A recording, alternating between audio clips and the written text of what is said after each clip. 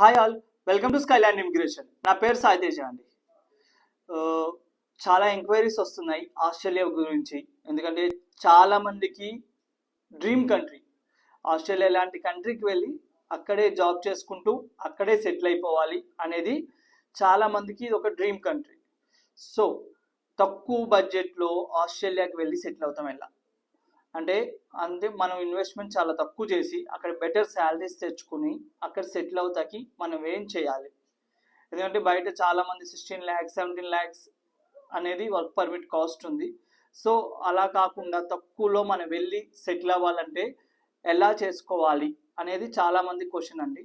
So దీని గురించి నేను ఒక చిన్న వీడియో చేయాలనుకుంటున్నాను. ఎందుకంటే ఇది నేను నా క్లయింట్స్కి అప్లై చేశాను.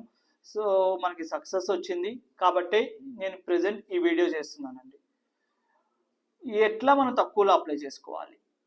ఎందుకు అంటే ఆస్ట్రేలియాకి డైరెక్ట్ వర్క్ పర్మిట్ కానీ మీరు చూసుకుంటే మినిమం 15 to 16 lakhs మీరు స్పెండ్ చేయాలండి. ఎందుకంటే స్పాన్సర్షిప్ అంటే ఎంప్లాయ్ ఏమి ఛార్జ్ చేయరు, కానీ ఈ మ్యాన్ పవర్ ఏజెన్సీస్ ఎవరైతే అక్కడ నుంచి స్పాన్సర్షిప్ మీకు డైరెక్ట్గా ప్రొవైడ్ చేపిస్తున్నారో ఛార్జెస్ అయితే ఉంటాయండి, కాదని అన్నాను.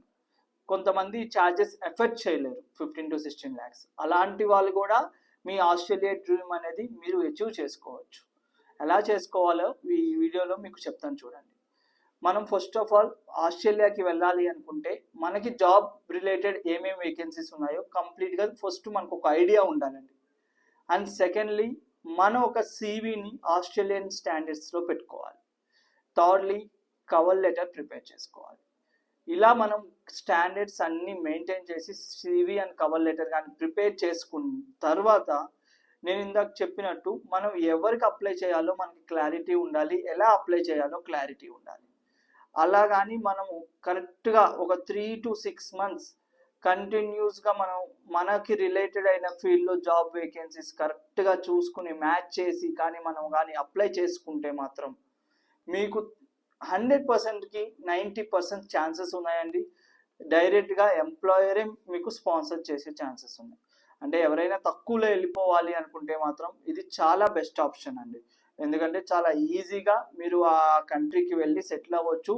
మీరు ఏదైతే డ్రీమ్ కంట్రీ అనుకుంటున్నారో అక్కడికి వెళ్ళి సెటిల్ అవ్వచ్చు.